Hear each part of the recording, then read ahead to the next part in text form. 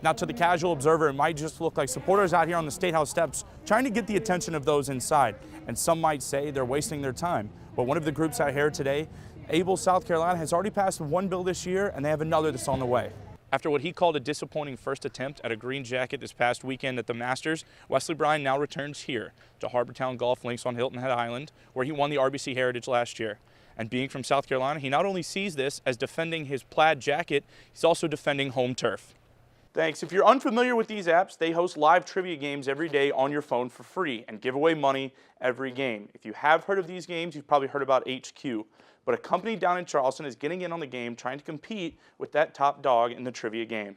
With the offices of President and Speaker of the Senate now confirmed, their campaigning is done. But for the top two candidates, each for Treasurer and Vice President, they're now in a special runoff election. And they'll be out here on Green Street next week campaigning for more votes.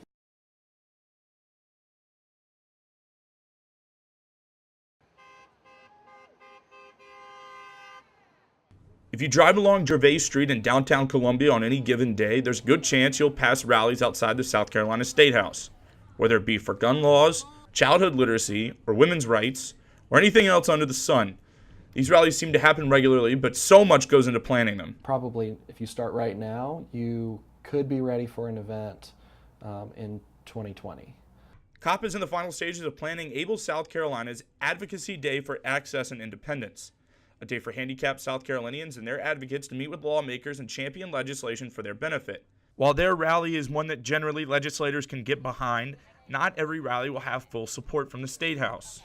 Who was it? Henry McMaster actually called us shameful, so I'm kind of happy about that because he's shameful. Gun law reform continues to be a hot-button issue, but Hennett says it's because nothing's being done. I'm really tired of our legislators and anyone involved in our government just talking and saying that we have their support, but they never actually follow through with anything. And they always push laws to the end of the year so that they never go through.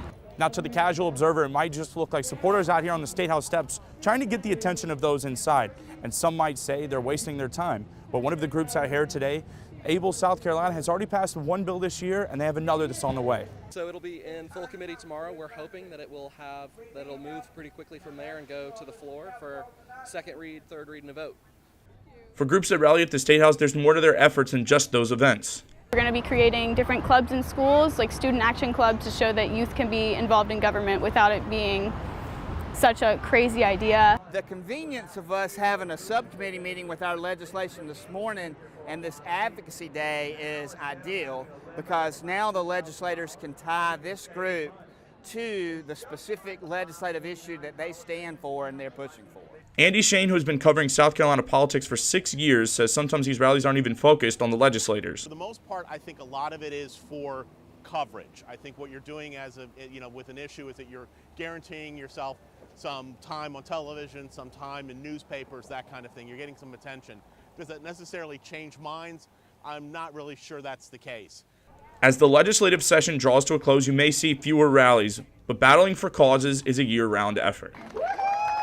John Wagoner, Carolina News.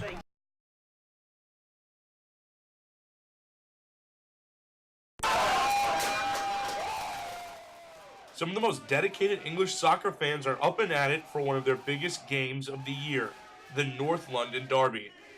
Now, for those uninitiated about the North London Derby, it started in the year 1913. At the time, Arsenal Football Club was across the Thames River in South London from Tottenham, and they decided to move locations just 3 miles away from the club, causing a lot of controversy, and the rivalry has been heated ever since. To put that in perspective, I'm here in Fenley Park, about 3 miles from Williams-Brice. Just imagine if Clemson decided to move Death Valley here just for the sake of the location.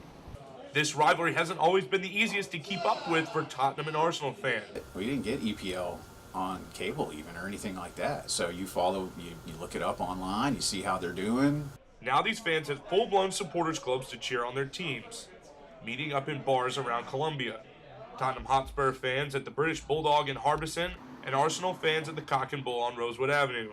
We found the group that actually met every week and had a Facebook page and had an official membership and had community service projects. We were like, this is our jam. There's nothing like, the banter that you get with all of your closest friends watching the match who care just as deeply as you do. Some of the members watch with beer, others just with coffee and breakfast, but everyone has their eyes glued to the screen. Tensions rise in both bars as the game is still tied, and finally Tottenham has a breakthrough just after halftime, and both bars react accordingly.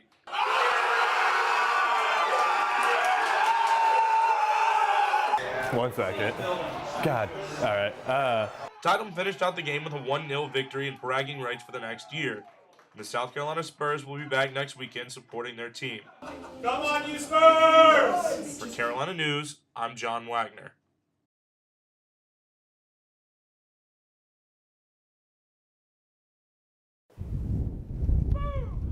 A blustery Monday morning sets the scene for the kickoff of the RBC Heritage. No traditional opening cannon blast today, but there were plenty of the tournament's iconic plaid jackets. And the newest recipient of that jacket, former Gamecock Wesley Bryan.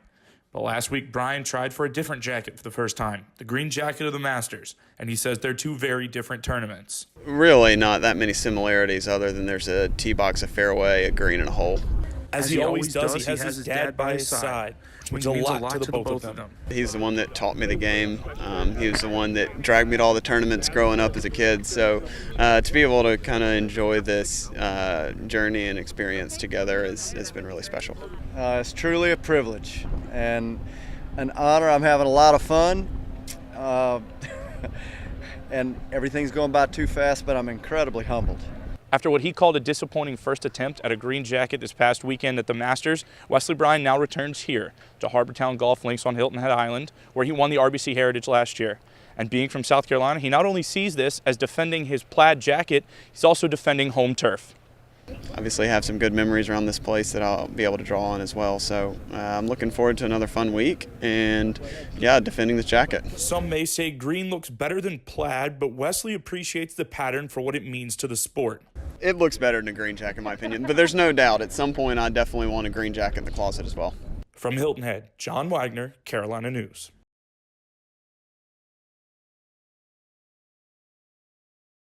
Thanks. If you're unfamiliar with these apps, they host live trivia games every day on your phone for free and give away money every game. If you have heard of these games, you've probably heard about HQ. But a company down in Charleston is getting in on the game, trying to compete with that top dog in the trivia game.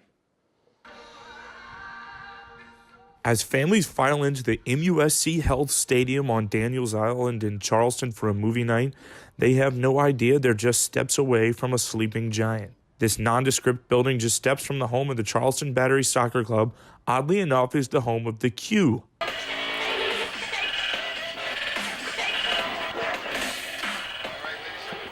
A live trivia app that hosts nightly games to thousands of viewers to try and win money. But they aren't the only players in the live trivia game. They're going up against HQ, an app started by the founders of the former social network Vine, with millions of players every night.